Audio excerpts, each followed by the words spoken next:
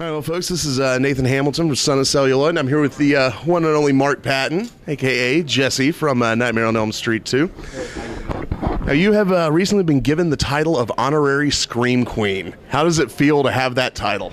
You know what? It's fantastic. I love it. I actually came back on the after Never Sleep Again, the documentary about Nightmare on Elm Street, and there's been a whole resurgence around Nightmare on Elm Street 2, and things like Out Magazine and People Magazine have like picked up the Scream Queens, and so it's great. I think it's a big compliment, actually, and I love doing the Scream Queen panels with Linnea Quigley and Heather Langenkamp, PJ Souls, myself, and we're the regulars. And I love it. You know, I mean, I get to talk a little bit about things that are important to me, but also just have a really good time, which I think is the most important thing. I was at the panel yesterday. It was great. Oh, wasn't it? Like, it had its nutty moments, don't you think? Yeah. Yeah. You get all of you together. It's I can imagine it's interesting. Yeah, backstage is always a lot of fun too, and I love PJ because Carrie is one of my favorite movies. You know, I mean, that book and the movie just like rocked me when I was a kid. So great flick. You know, and she's a, I mean, like, you know, you forget sometimes when you're traveling these things. I mean, like PJ Souls. I mean, she's like, really nice. She's a doll, but she's a star. You know what I mean? She's like a genuine horror star. And Linda Blair, Heather, you know, all those girls are great. So it's fun. Now, you said on the documentary that you beat out some very famous actors for the role of Jessie. Right. Like, who else auditioned for that? Oh, well, I guess like down the final cut was the final five were Brad Pitt, myself, and Matt Damon. Oh, wow. But you know, it's like when you're in Hollywood and you're like sort of working at that level, it's generally the same 20 people that are really being considered for any role at any given time. There's 20 boys in Hollywood that are 20 girls. And so, you know, I mean, I screen tested for the original and lost out to Johnny Depp. And then, so it was just my turn. But I mean, I think Matt Damon and Brad Pitt are okay with what happened to their careers. Yeah, but no one calls them a Scream Queen. No, they don't call him a Scream Queen, and there's only one Jessie, and that's me. They made the right choice. They did. It was mine. It was meant for me. So. Now, when you were coming up with your characterization of Jessie, did you draw inspiration from any other performances you had seen, or did you more go into the psychological aspects of the character? Well, I had Bob Shea took me to set up a screening for me at midnight on Hollywood Boulevard, and I, by myself, and I brought one friend with me in a movie theater, watched Nightmare on Elm Street, and then that sort of set the beat for me. And we rehearsed quite a bit before we started, for maybe 2 weeks or so. And the only thing that I regret about Nightmare on Elm Street is, you know, like all the gay stuff that came up about it in afterwards, is that man, David, who wrote it, was, you know, like, to be quite frank with you, is like, it all kind of pissed me off in the end. Because it's very difficult in Hollywood with homophobia and whatnot. But if they would have let me know, I would have played Jessie just a little bit different, and it would have been fantastic. I don't care. I mean, everything I'm in, I've either been raped or beaten, or, you know, people are throwing rocks at me. I'm always that guy.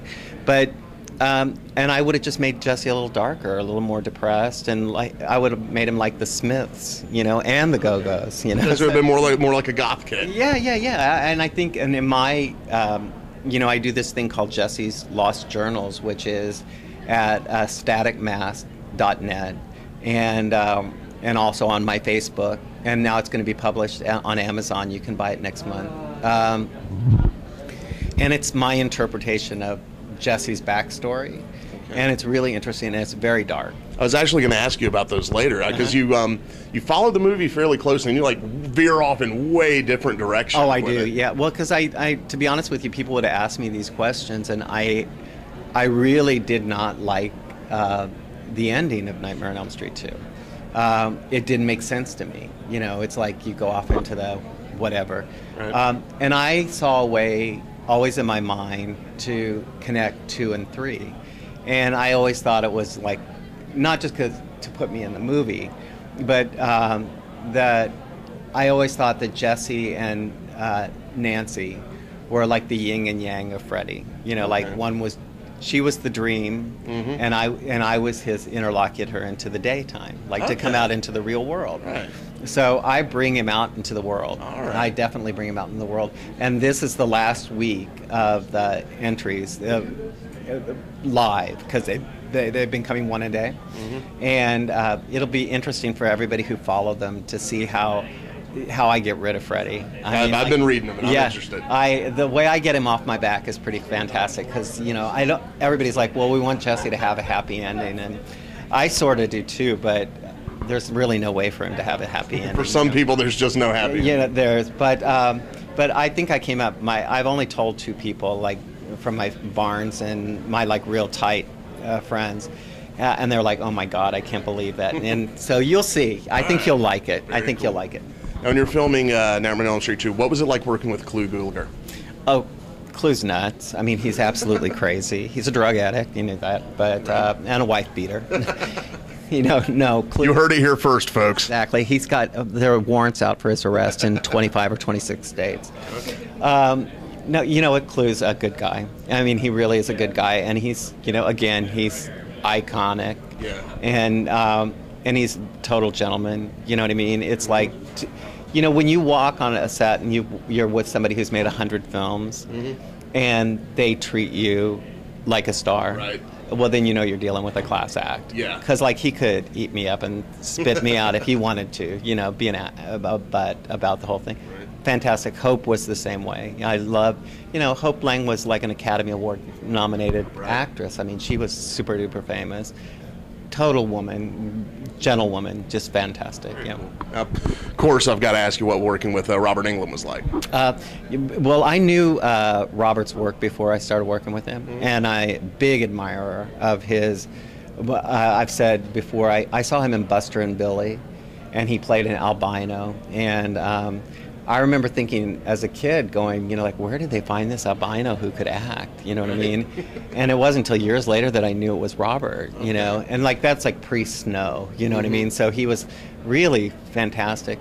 And Robert, I don't know if for all of you guys who know him or met him, Robert's a real intellectual, very intelligent man, very, well-spoken. And again, total gentleman. And we just had like a great time. I mean, he was so supportive of me, and he still is to this day. I mean, if you hear him talk about, they actually sent me as a gift all of the outtakes from Never Sleep Again. Oh, cool. And it's all of the things that he said about me that didn't make it into the... And it's just like, it's like golden. And I like traveling with him. And we're doing a Nightmare on Elm Street 2 a reunion tour. So, very cool. Yeah, so it'll be fun. When's the tour going to be going around? What's up with that? Well, whenever agents get involved in things, it gets a little bit weird. Right. So there's like different teams. But we're supposed to do, starting this year, I think they're trying to hook it up for Indy. And then for Days of the Dead in Indianapolis, and then we're supposed to go to Europe together. So I think that's when it'll start, and then a couple of us are going to Australia. So I just got picked up to go. Robert's going, Lisa Wilcox, and Ken Sagos is going, and then now they're talking to me about coming on down too. So that'll be fun. Yeah. Now, Anna to the Infinite Power finally got released on DVD last year, but as far as I know. Come Back to the Five and Dime Jimmy Dean has not been released on DVD. Is that correct? That's correct. I just did recently I did the commentary, and Cher's done the commentary, and Kathy Bates did the show. And I'm sure Karen's done hers too. But Robert Altman was sort of like, I loved him, he was a genius, but he was sort of a con man on a certain level, which most directors are. Right. And he knew the Maguire sisters really well. I mean, they came to, all the music is by the Maguire sisters. But he never signed a contract with them for the music rights. He just put the music in the movie, like, I'm not going to pay for this. It's like, I like these songs, and well, they are dead now, except for Phyllis, and like the heirs want their money. You know what I mean? And so that's what's held it up. But in the end, it's going to be kind of cool because everybody wants it, and and it'll be fun when it comes out. So. Do you have any idea what time frame on when that's coming out at? Well, they keep us. I get a notice from them every 4 or 5 weeks saying it's coming.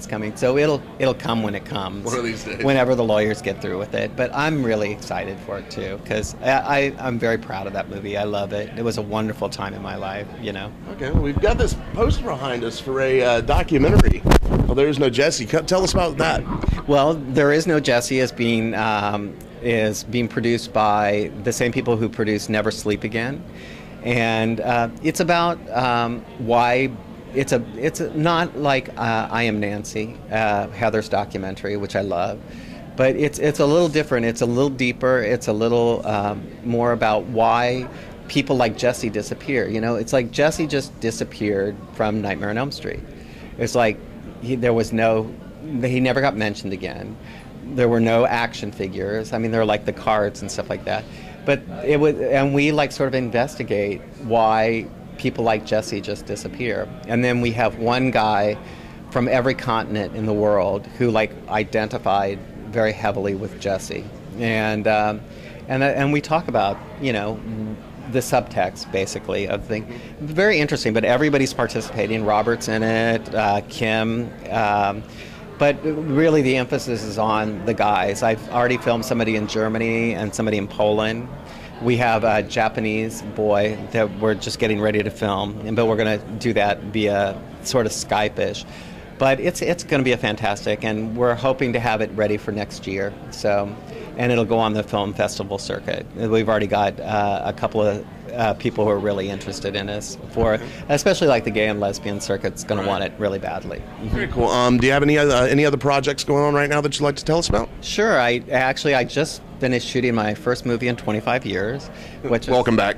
Thank you. What's funny is from doing the documentary and also the tours and Facebook.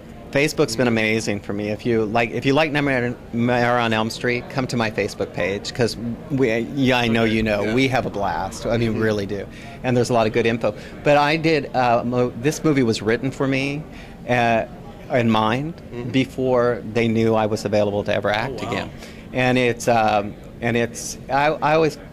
say it's sort of like a cross between In Cold Blood and I Spit on Your Grave. It's a revenge flick, and I'm the Camille Keaton part. It was, as I said, it was filmed in Germany, in Berlin. It's a very, very dark movie, but it's very cool. It's very violent, and I had no hair and 2 black eyes when I came back to the United States. And it's coming out in 2013, and it'll be it opens the Berlin Film Festival. So very excited about that. So if something else comes along, I'll do it. If not, I'm happy. Right. Living in Mexico, owning my art gallery, and That's being tough, being a movie star every 8 weeks. I get to dip my toe in the pool and say hi to you guys, and then go home and be me. Very cool. We'll be watching the flick, and I'd like to thank you very much for talking to you. It's fantastic. Thanks a lot. It's been fun. All right, and keep watching. Keep tuned here to Son of Celluloid's YouTube channel for more interviews from Days of the Dead.